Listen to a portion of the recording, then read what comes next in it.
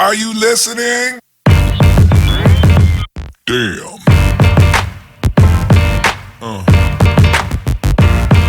Yeah.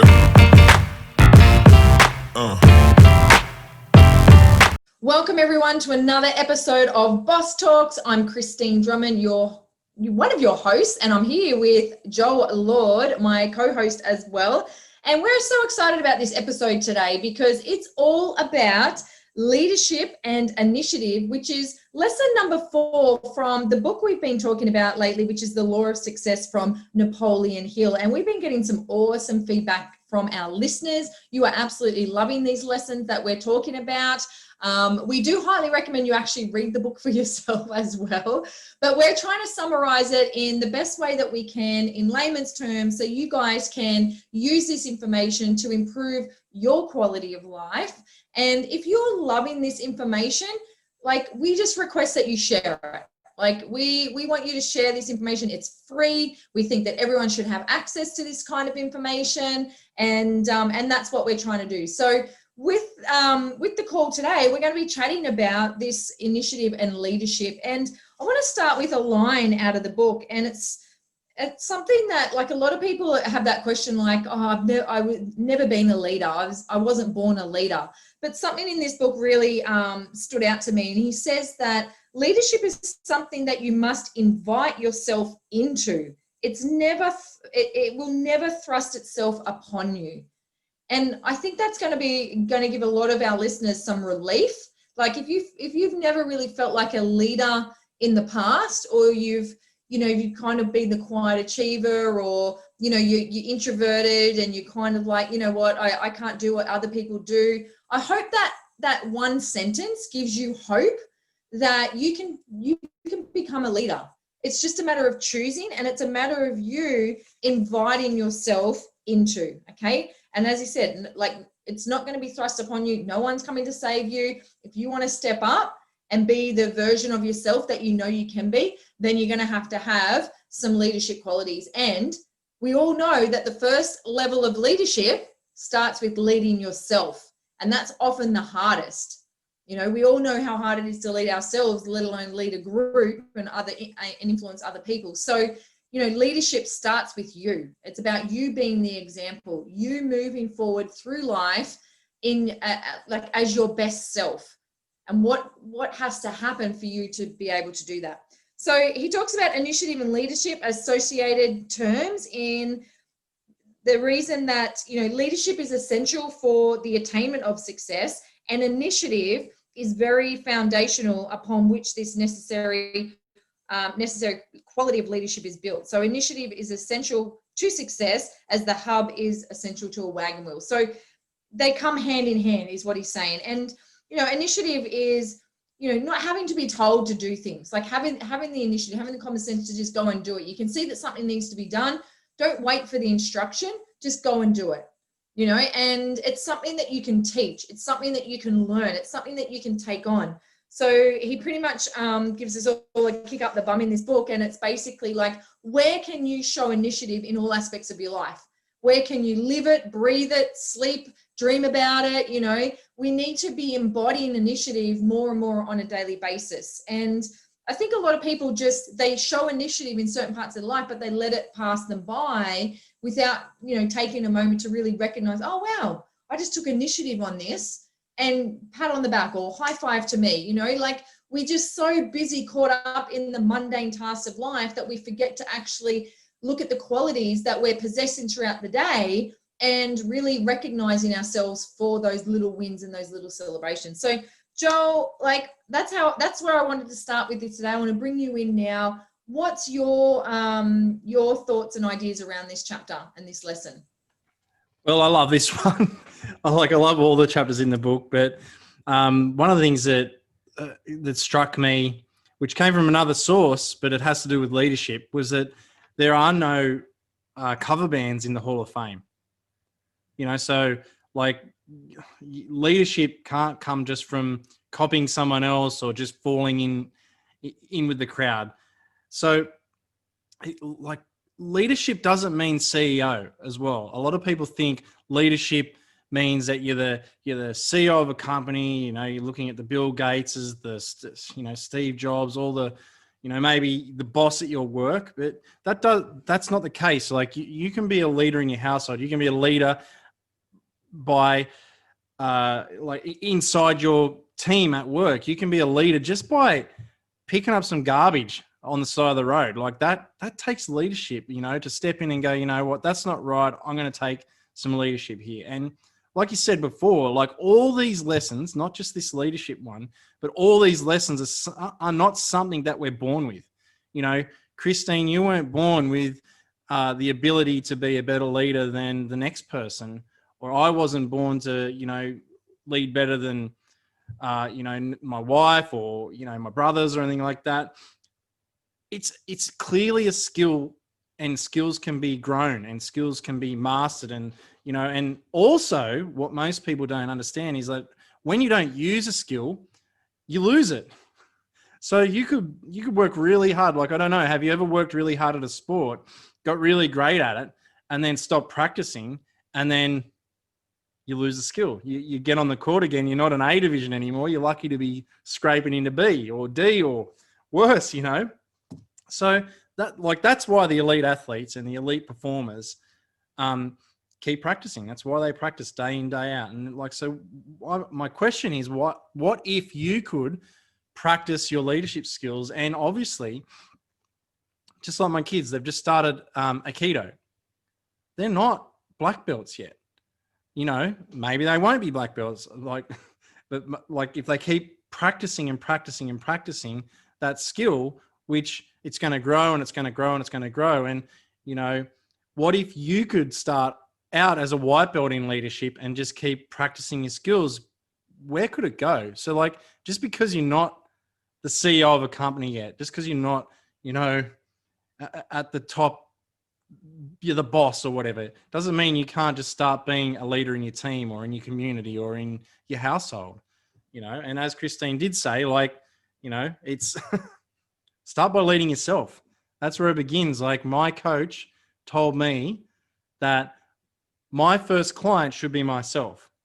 And that's what I teach my clients that are out there in consulting businesses. Hey, push your desk up to a mirror and coach yourself and lead yourself. So they're my thoughts on it, Christine. So anything to say from that? Yeah, I love that. And I love the analogy, relating it to the belts of karate, because you're right. There's different levels of leadership and you have to start somewhere.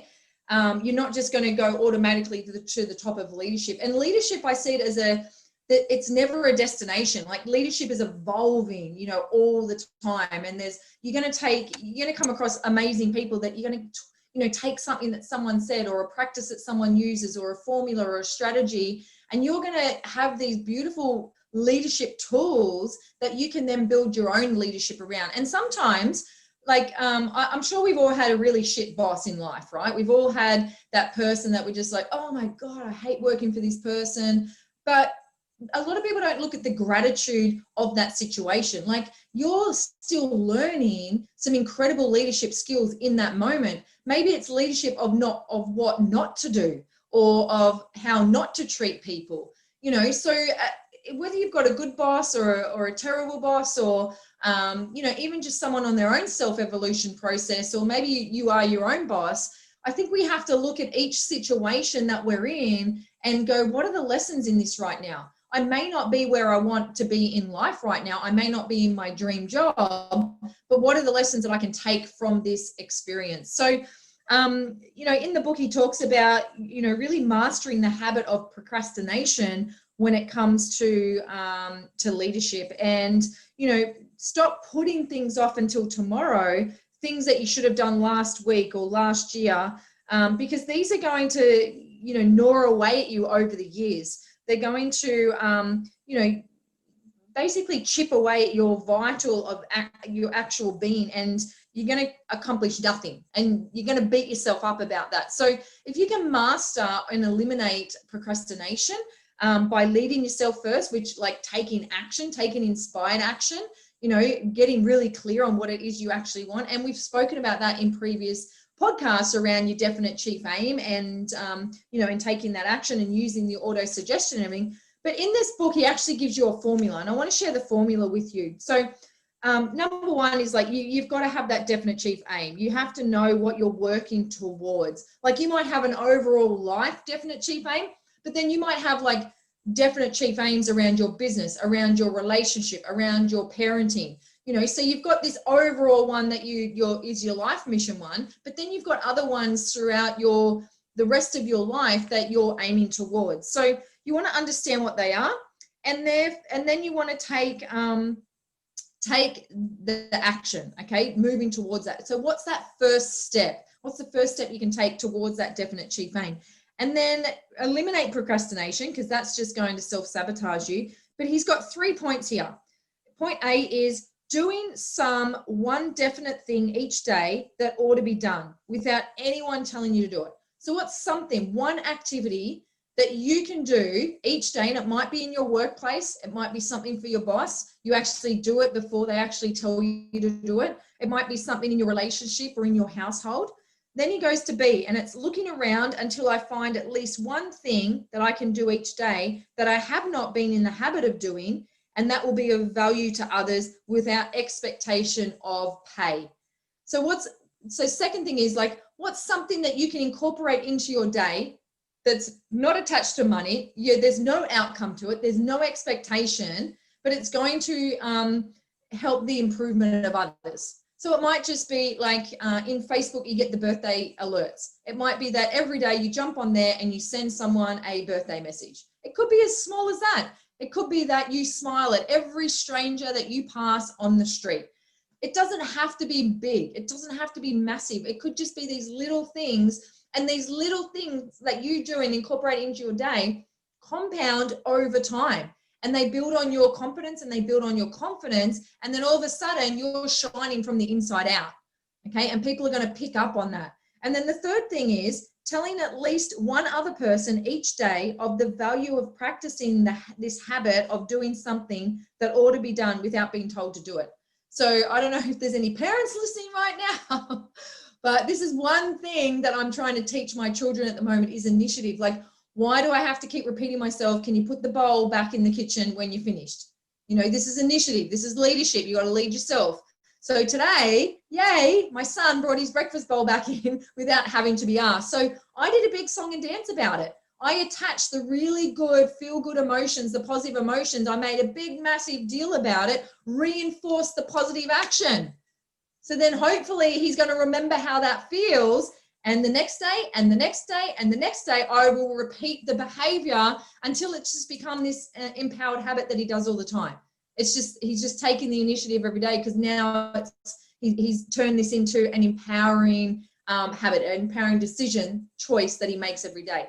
So how can you now go and use those 3 things in your day to empower you in that first level of leadership, which is leading yourself first? And then he goes into, you sign off. There's another paragraph there. I'm not going to get into it, but you can sign off on this and commit to this. Direct your focus into building this muscle. Exactly what Joel said. If you're not using this muscle, it's not going to strengthen.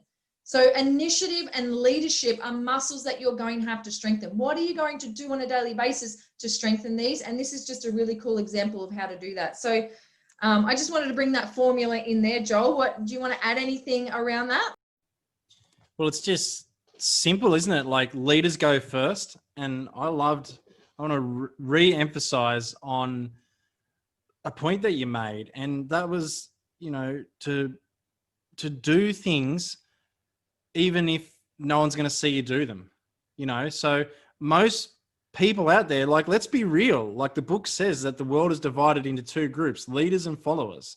And what followers do, which I'm not saying all followers are not living a masterpiece life, although in the book it says, like, from the surveying he's done and just his knowledge of people, and I've seen nothing to the contrary to make me think that it's anything different, that most 95% of people aren't living their masterpiece life. So I don't know whether that means that 95% of the world are followers if you look at the media right now, I can damn sure say that I think that might be the case because they're following like whatever's been said on there, but we won't get into that today.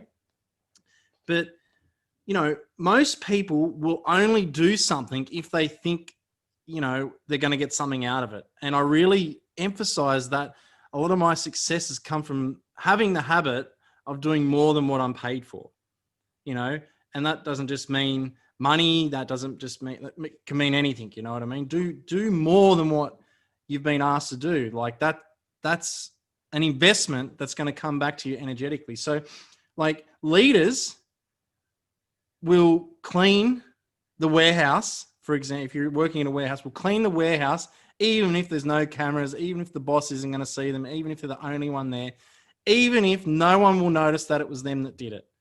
They'll just get it done. That is a leadership quality. Most people will just go, that's not my job.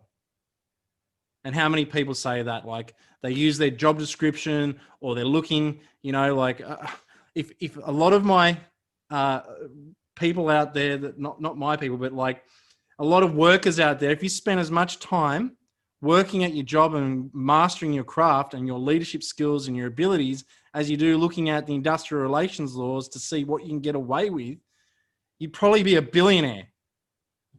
That makes you a follower and it makes you a loser. But that being said, like leaders are the ones that go home and they study their craft. You know, like when I was learning sales, like I was terrible when I first started. I went home in my own time, used my own money. I didn't ask my boss to pay for it. I went in and I made sure that I had this, like I went looking for courses to learn how to sell. I made sure that my clothes were like absolutely immaculate. I made sure that I got there early. Like I was they had to give me keys because I was the earliest there. And that's what I've done in all my previous employment, you know, when I've had to work for other people. That's how I've done it. And then all of a sudden, you're the one getting the opportunities. I wonder why. Because it took leadership. People won't pass leadership roles onto you if you aren't showing leadership qualities. So if like this is a change, this is a strategy you can change right now. You can literally go, holy crap, instead of thinking what's in it for me and just being tuned into WFM all the time, what's in it for me? What, you know, how can I go, what's in it for them? How can I give more? Because like in the book, he even states that, you know, joy, happiness, initiative can only be given to others if you want it to grow in yourself. Like, let that sink in, you know, like do more than you're paid for or what's expected. You know, hours of labor don't drag on for those who love their work. So instead of like saying shit like, oh, I have to do this, I have to go to work, just say, I get to go to work. How can I, and ask great questions instead of making, you know, like limitations on yourself, like open up Pandora's box. You know, the only limitation you have in your life is the one set in your own mind. Like that's power, guys. That is what is the strategy that the leaders are using. If you want to know what they've got that you don't, if you aren't in a leadership role, that's it. They do more than what's paid for. They realize that the only limitation is, you know, the limitation they're putting on themselves, and they know how to unlock it because it's questions rather than just statements. And that, you know, they understand that, you know, that what grows in me is what I sow in others. And that's leadership. That's stepping up. You know, the leader will step up and continue to lead no matter what is said. You know, like you gotta step up. Like there's stuff going on now in the world and leaders making decisions, and I don't agree with them. I literally do not agree with anything the leader in Victoria particularly did at all. What I do admire is that when he made a decision, he stuck to it. From right, wrong, good or bad, heaps of shit was getting said about him and he still stuck to his guns. So I admire that in him. So like the secret's all out there for you guys. All these strategies are out there. Look at someone who is a snapshot of what you'd love to be and who is living a life that you'd love to live, and see what they're doing. And just match it up against what you may not be doing, and then just add it to your strategy. It's literally, that's the strategy for success. Like, there's nothing out there that, has been created or done. There's nothing new under the sun. That's what I'm saying. There's nothing new under the sun. There's no, like, if I want to get fitter, I will probably look at what Christine's doing and then tone it down by about 50%, and then I'll be really fit, Does that make sense, Christine? Like, I know I went off on a huge tangent. It's just like, I just believe in it so much. I just see people selling themselves short when the strategy's right under their nose. They just got to stop copping out. Yeah. And something you said, and you mentioned it about the leadership in Victoria, it's making decisions. So making a decision and sticking to it. But what most people are doing out there is they're making the decision to not make decisions. Like, they're just comfortable in life. They're not making a decision to change anything, when that's all it is, guys. You're one decision away to that next best idea or strategy or business or, abundance. Like, you're just one decision away. So not making a decision is actually a decision. You're deciding to play at this monotonous level, where you're comfortable, you're in the dead zone. Nothing grows in the dead zone. So when we talk leadership, it's like, okay, am I leading myself the best way that I can? And if the answer is no, and you're a parent, then have a look at the flow and effect that your lack of leadership in yourself is having on your family. And, that may whip you into leading yourself in a more empowering way. Let me tell you, often when I catch myself or I see my kids having disempowering habits or behaviors or whatever, it's usually based on something that I haven't enforced, or it's usually something that I've done, my behavior or a habit or something. So there's an example in here where he says, an officer can be a power for good or a power for evil. Okay. But don't preach to them. That will be worse than useless. Live the kind of life you would have them lead, and you will be surprised to see the number that will imitate you. So I've had a big epiphany in the last couple of weeks where, I'm all about impact. I'm all about leaving a legacy, changing the world, blah, blah, blah. But in order to do that, I've been so externally focused on helping everyone outside of my household that I haven't led in my own home.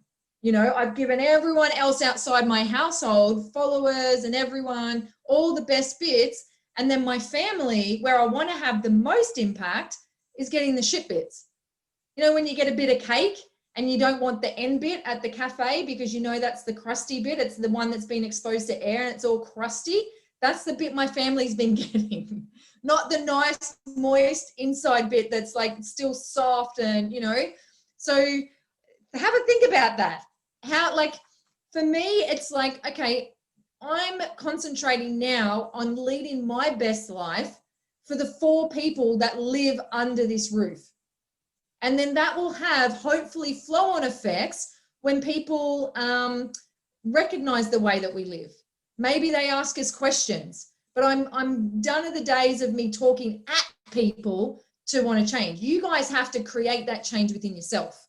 I can't force anyone to do anything. I can only live my life in the most inspired way and the most empowered way, and in the way that I feel is best suited to us. And then hopefully people draw inspiration from that, little bits that make sense to them. That's how leadership works. So I'm not going to go out there and tell the world to do something that I'm not prepared to do myself. And as a personal trainer, I never did that either. Every single session that I gave a client or a group, I did it myself first. I wanted to experience what they would experience. I wanted to know what sort of level I could push them to. What could I push myself to first? And then I can go and lead others to push themselves to the same level. Does that make sense? So we want to make sure that we're, absolutely leading ourselves first. But there was another thing in here. I spoke about the power of making a decision. But at the back of this section, he talks about Leadership and imagination are so closely aligned and so essential for success that one cannot be successfully applied without the other. So initiative is the moving force that pushes the leader ahead, but imagination is the guiding spirit that tells him which way to go. And I think so many people have stopped using their imagination to go after things. They think it's out of their reach, so they don't even think about it. They don't even ponder on the idea of what is truly possible for them. You see other people living these amazing lives and, people in their area of expertise, and we put them on a pedestal, and we don't even ponder the thought that that could be us in our chosen field, in our chosen genius. You know what I mean? So this is where imagination comes in and links arms with leadership and initiative and it really helps people move forward towards a vision and an idea and a thought and a vision of what you would love your life to be. But you've got to allow yourself to go to that place. You can't talk yourself out of things. I see so many people talking themselves out of things before they've even given things a go. How do you know what you're good at if you're not prepared to go and give things a go? Like water polo at the moment. I thought I was going to be pretty good at water polo. No, I suck at water polo. Water polo is my nemesis right now. Like we are butting heads, me and water polo, but I'm taking the challenge on. I'm looking for ways to improve. I'm leading myself first before I even dare to go out there and lead anyone else in this sport. It's the most challenging sport, but it's all about meeting it head on. How can I get better? What's 1%? How can I get better just by 1%?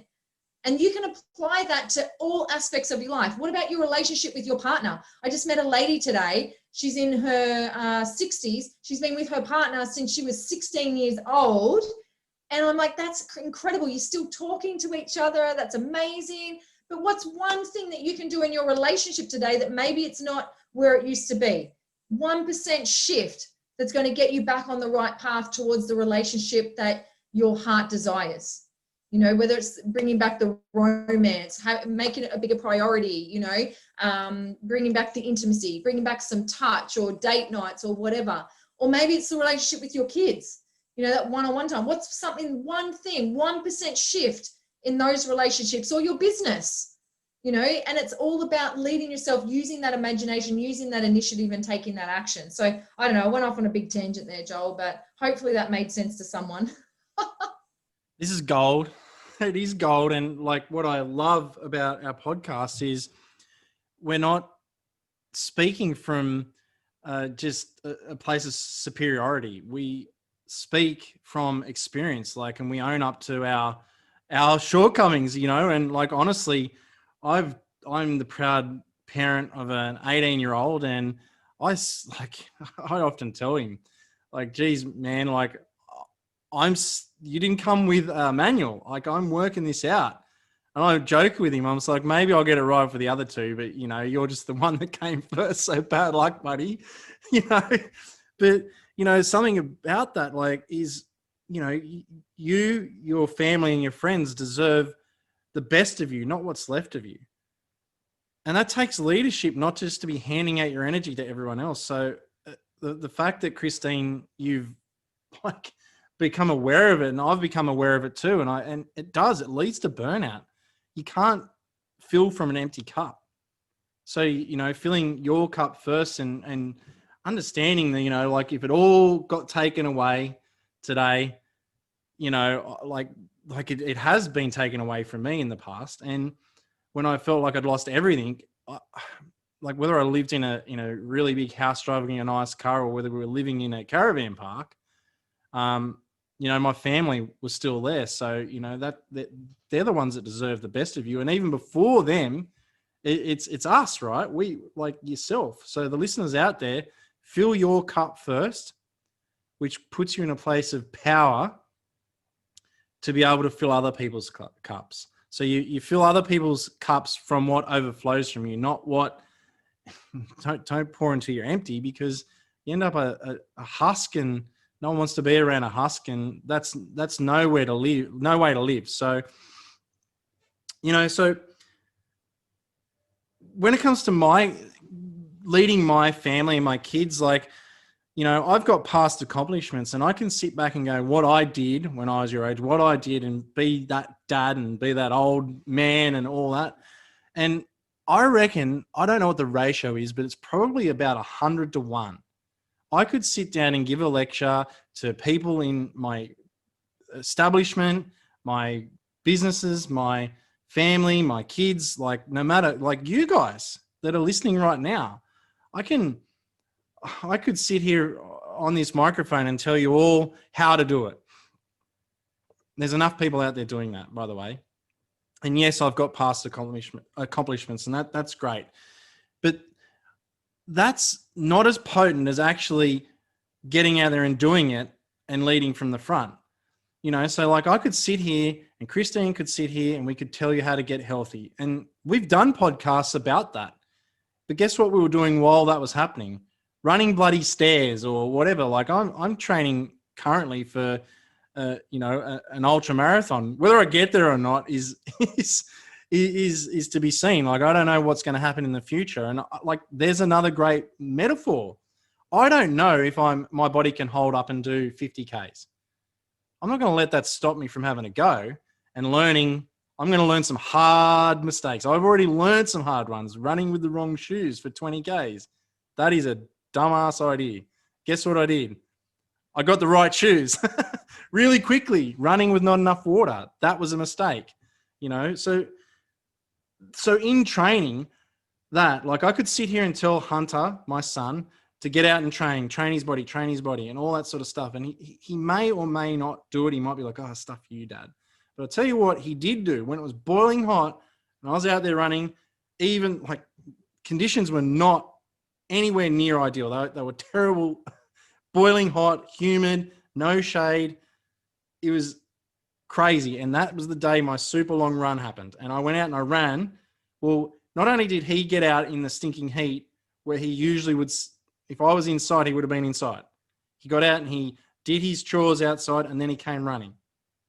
And I asked him before, I said, hey, if I sat inside and just was in the air conditioning, would you have done that? And he's like, yep. I said, I just saw you out there. I knew I had to get out there and do it. Like it motivated him. That's leadership, guys. That story there, that's leadership. That's how you do it. Like leaders show up on the days that they don't feel like it. That's the difference. That's the 2%. That's the 2 millimeters. Like that's what you got to do. So like you want more proof from someone who's an even bigger guru than me. A lady, her son was dying from the amount of sugar he ate. He had so much sugar, and she went and she lined up for days and days to get and have an audience with the Dalai Lama. The Dalai Lama eventually, after hours and hours and hours, got to see him. She said, can you please get my son to stop eating sugar? And he said, come and see me in 2 weeks, and just sent her away. Like that quick. It was really quick. 2 weeks later, she did the same. She waited for hours and hours and hours to get an audience with him. She brought her son before the Dalai Lama and he goes, stop eating sugar. Now you can go. And like the woman was like horrified. She's like, why didn't you just say that 2 weeks ago? Why'd you send me away for 2 weeks and make me come back? He said, 2 weeks ago, I was still eating sugar. He didn't get someone to do something that he wouldn't do himself. Like that's the power. So like, just lead from the front, you know, like Christine, have you got any experiences like this? Like anything to add on that? Oh, I love that story. And, recently someone said to me, it must be so easy for you, Christine, to get up and work out every day. And I'm like, no, it's not. I have the same struggles. But you know what? I've made the decision, the life decision, that health and fitness is a priority no matter what in my life.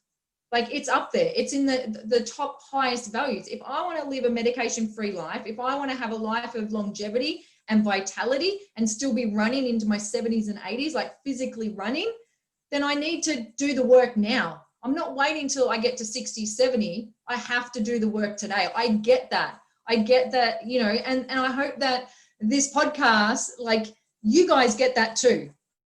Like, stop eating the shit, guys, 80% of the time. Like, seriously, we wonder why we're so overweight and frumpy and depressed and low energy and vibrating low and have shit relationships. What are you putting in your body? How are you talking to yourself? How are you moving your body? You know, these are all things that I consciously think about and make a decision. And, you know, I went and did some water polo training on my own yesterday.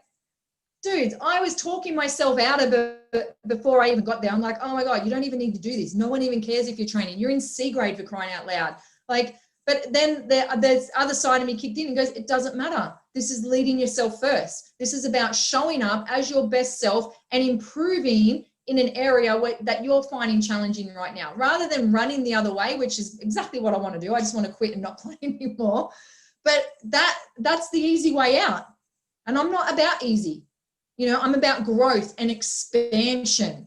So I want to share this story with our listeners out of the book. So in one of the great industrial plants, two young foremen locked horns. And because one received a promotion, which the other believed he should have had, for more than 5 years, the silent undertow of hatred and intolerance showed itself between these two guys.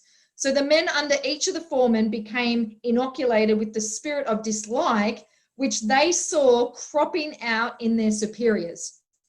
Slowly, the spirit of retaliation began to spread over the entire plant. The men became divided into little cliques, and then production began to fall off. Then came financial difficulty, and finally bankruptcy for the company.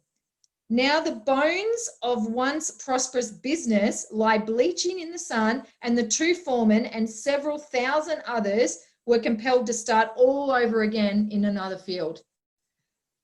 A couple of pages on, this is what he says. When you feel yourself preparing to lock horns with someone, remember that it's more profitable if you lock hands.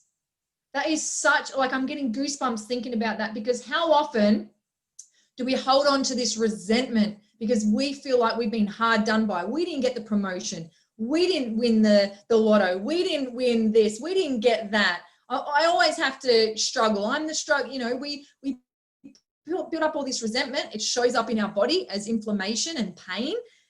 So what he says here, and this is kind of how I want to close out, Joel, is love is the only bow on life's dark cloud. It's the morning and the evening star. It shines upon the cradle of the babe and sheds its radiance upon the quiet tomb. So it all just comes back to love, guys. I cannot stress this enough. So the next time that you're feeling frustrated, the next time that you're feeling, that you should have been, like, your ego's kicking in and it should have been you, go back and see how you can lock hands rather than lock horns. What can you learn?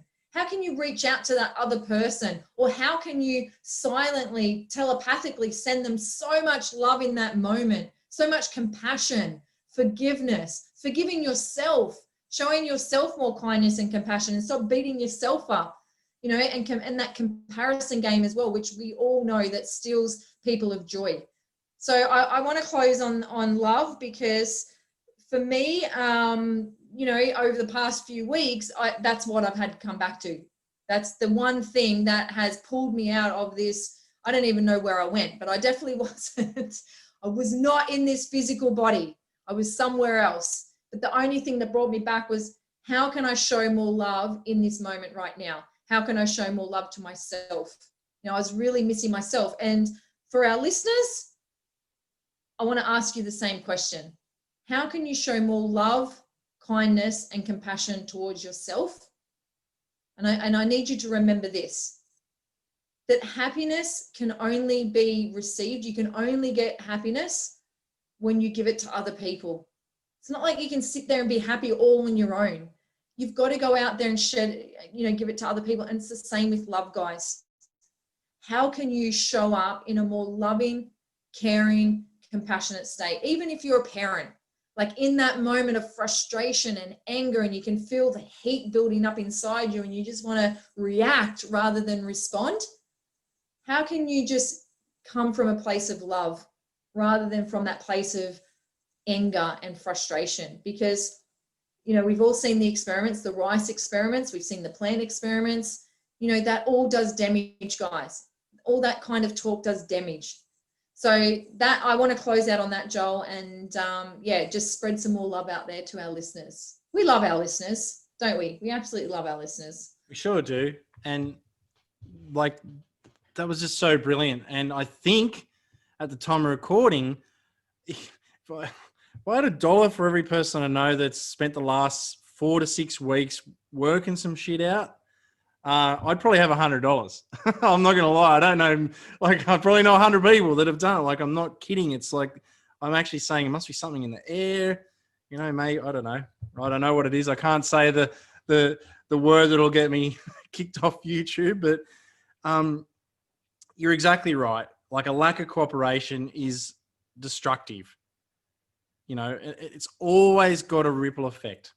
So, like, how can you be more cooperative? Like, how can you have an alliance of effort? You know, look at the leaders. They're not that are out there that you admire. They're not doing everything. In fact, I became a better leader when I learned to build a team, because we can't do it on our own. I can't bring the kids up and do what I'm doing right now by myself. I can't build, you know, a company by myself. Like, the people that try to do it get trounced by the people that build a team. It's that simple. So it's like, what prevents people from having a masterpiece life is basically a phantom. Thinking that the past is real, thinking that the past is holding you back. It's not real. It's the story that you're telling yourself about the past that is doing the damage for you. It's the phantom of the future that you think, like, our mind is continually pulling us out of the now, pulling us out of the here and now. Like, when I ask you right now, what time is it? You're going to look at your watch and it's going to be a certain time. When I ask you, where are you? You're going to be in it. You're going to be somewhere, and you're going to look at your map or your GPS and you know, this is where I'm at. The truth is that you are here, and it is now. And that's all that matters. And are you doing your best in the here and now? Because anything on either side of that isn't even real. So let that sink in. That's been a huge thing for me. So Christine went to love. I believe I've had to go there myself as well to get over some stuff and let go of stuff. And, you know, but if you can just understand that, hang on, we're here and now, and all I can do is the best in the moment. And if I'm use all my energy, 100% of my focus on being present, that's power. And I've got so many different books and teachers and podcasts, like, you name it. Andy Frisilla did a whole podcast on exactly that. And he'd only just worked it out.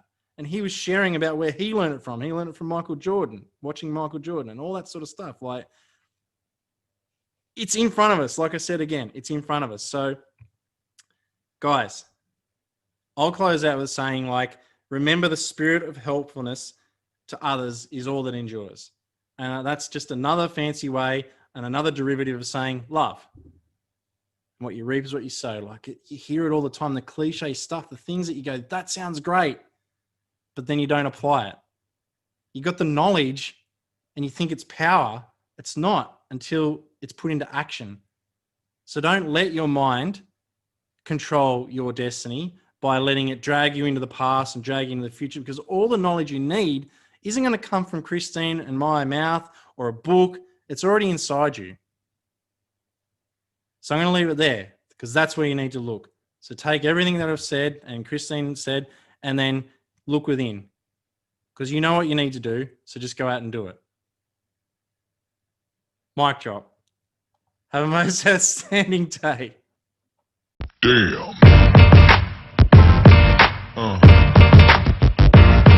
Yeah.